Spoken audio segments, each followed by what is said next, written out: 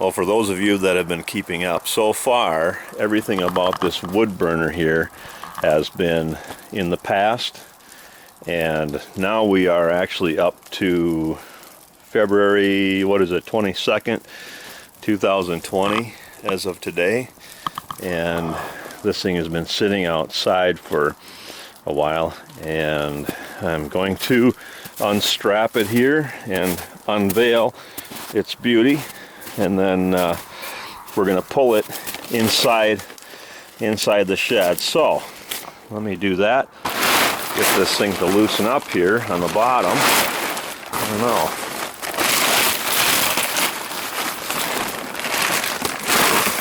Oh, what a deal.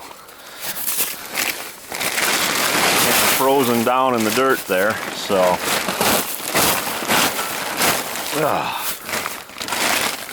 okay, I'm gonna set you down while I get this thing loosened up here. All right, we're gonna have an unveiling here, I think.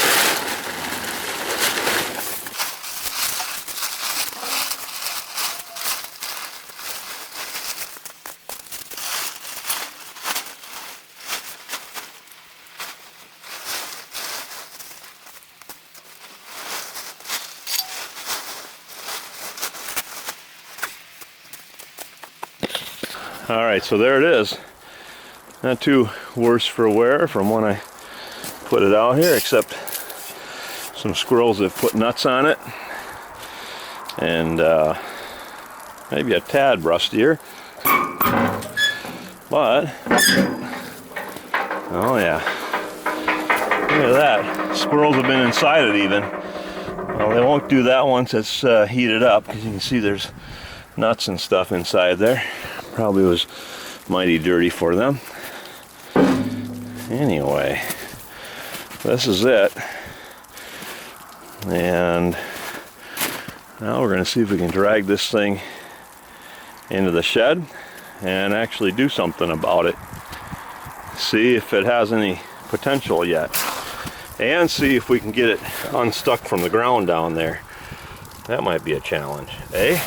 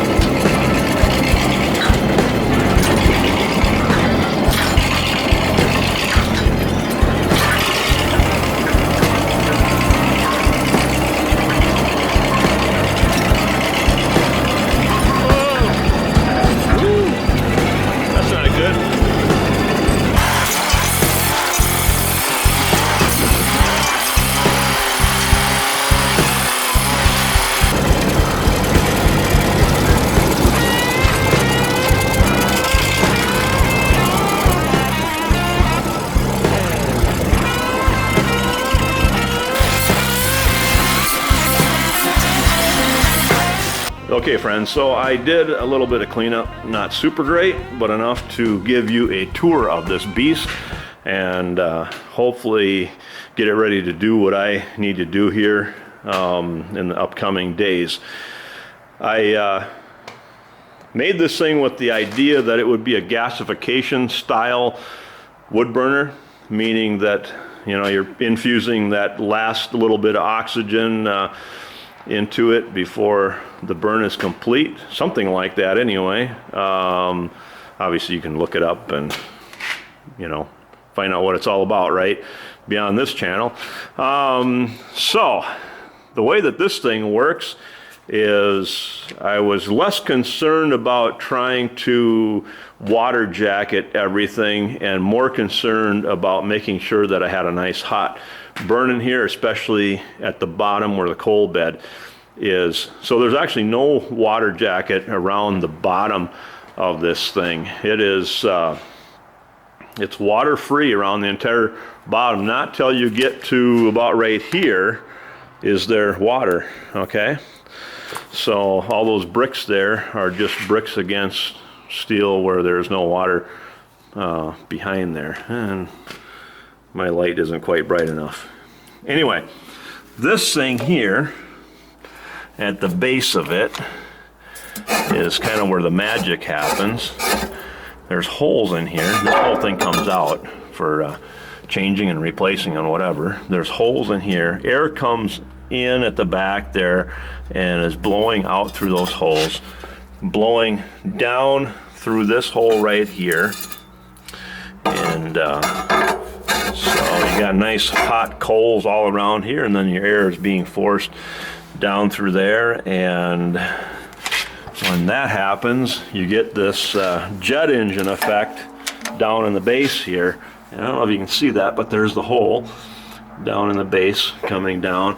And then I had this entire thing here filled with fire brick, you know, especially at the bottom of this thing, because that burner, when it's going, you can actually get steel red. I mean red hot. It is really hot.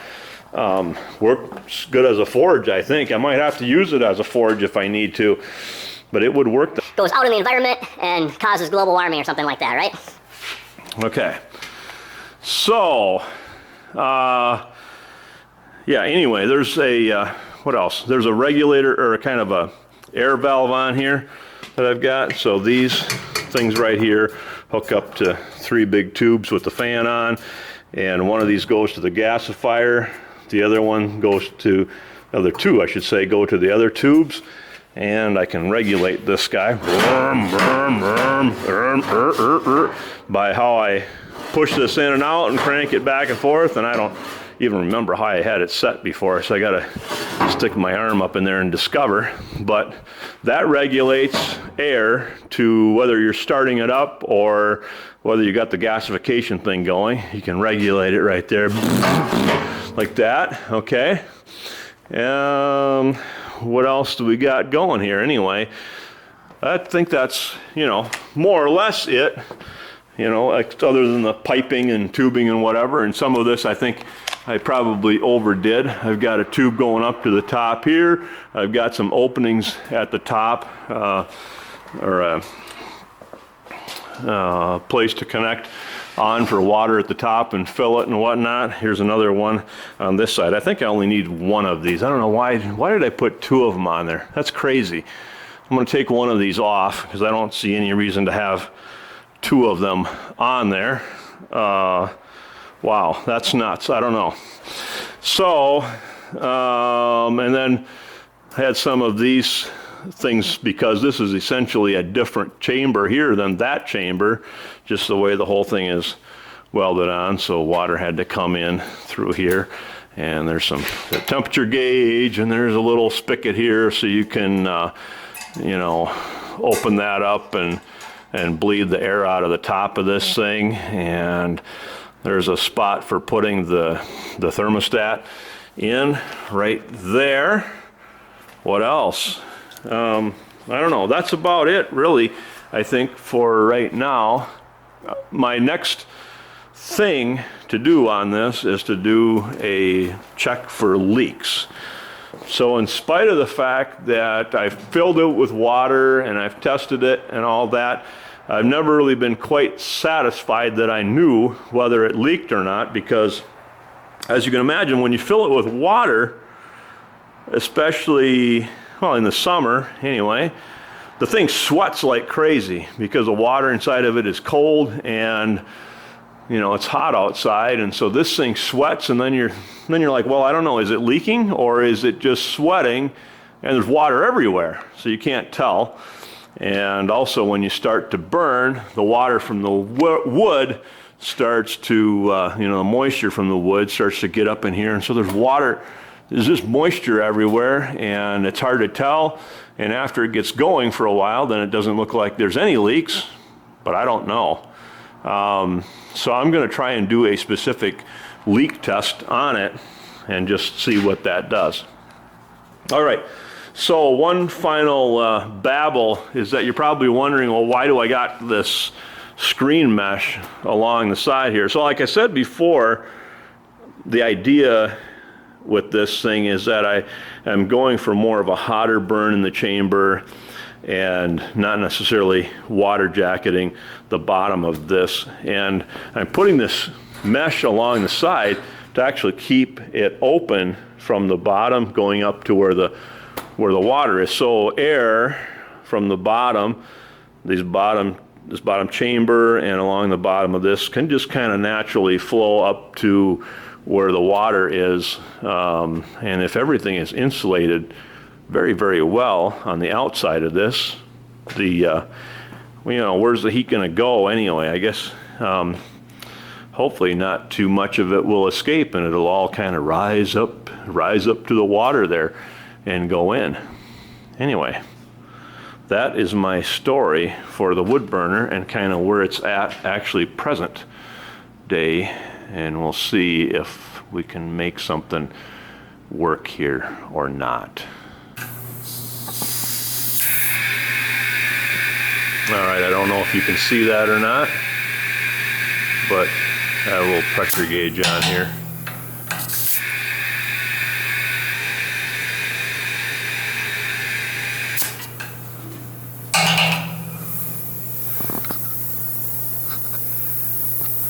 Right now I have about 5 psi in there, give or take.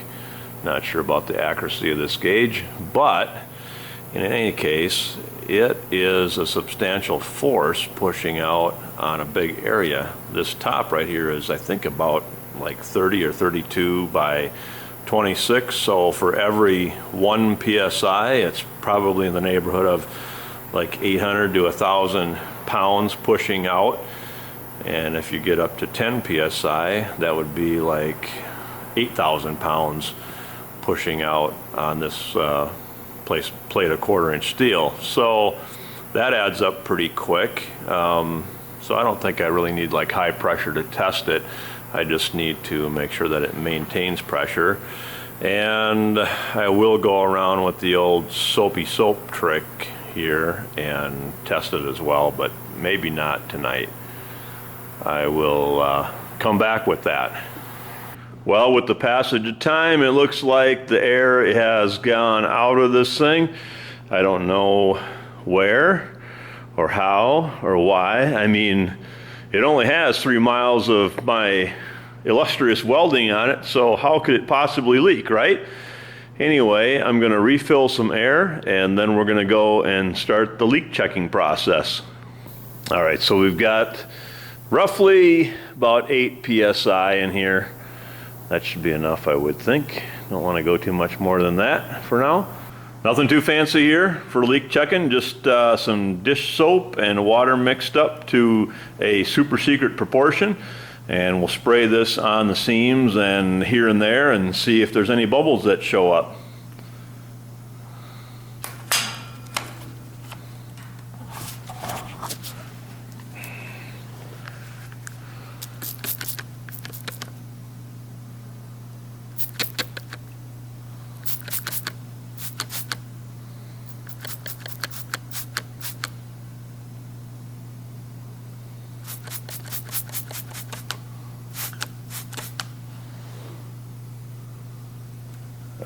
Looking good so far.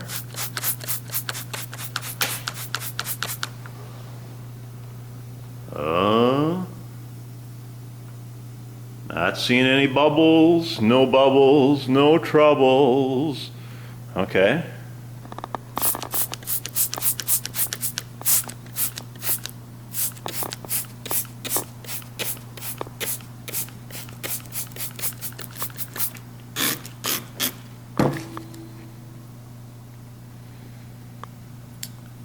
Of course, there would never be any bubbles in the easy spot, would there? The easiest spot to weld would be right here, of course, and of course there will be no bubbles on the top. Maybe, I don't know, we'll see. Anyway, I'm going to continue on doing this bubble check around here while you just wait it out. Wow, look at that right there. Huh. Okay, well that's fixable actually. That is fixable. This is by far the place that makes me the most nervous. Well, maybe not. When I get to the corners, that's what makes me the most nervous.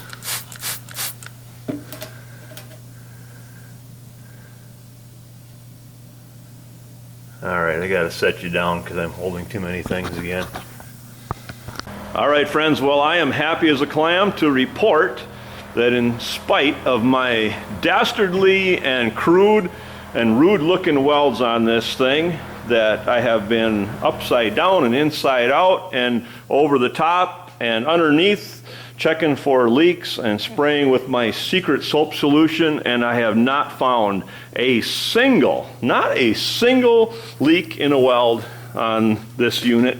And so you can say what you will about my crude welds. So far, they are holding water. I mean, they're holding air, actually. And, you know, and that's not to say that I won't find a leak at some later date when this thing heats up and things expand and all that kind of stuff. There's a lot of forces that work during the heating process, but it has been heated before and it's been cooled down, so one would hope that if there were leaks it would be showing up right now. Now, Teflon tape, not so much as far as the leak department. So I guess where I've got the leaks, it's in these pipes right here, where I've got Teflon tape taped on here. Here, there, and of course this valve, which I knew was kind of bad right there. That valve, that's a leaker. But, and this other one up here, this little stopper up there that I got, that's a leaker. But I'm not worried about those because, well, we can figure out a way to address those, I guess, and hopefully make things better. I don't know. Pipe dope? Anybody got suggestions? I don't know. Anyway, I am happy with this result. So I think this kind of puts me at a position where I have to move forward with this crazy thing, because now that I have a little success, and this was the big test, the leak test, there's really no reason not to keep going, is there? Got to do it. Got to finish it. Good Lord willing, maybe we'll finish it. And man, I'd love to get it done before the season's out and I can try burning with it. I mean, that would be great. I don't know. We'll see. We'll see. All right, signing off. Hope you subscribe. Hope there's more of this to come, and hope maybe we can do a burn test on it again. I really want to do a burn test again. All right. See you later. See you around.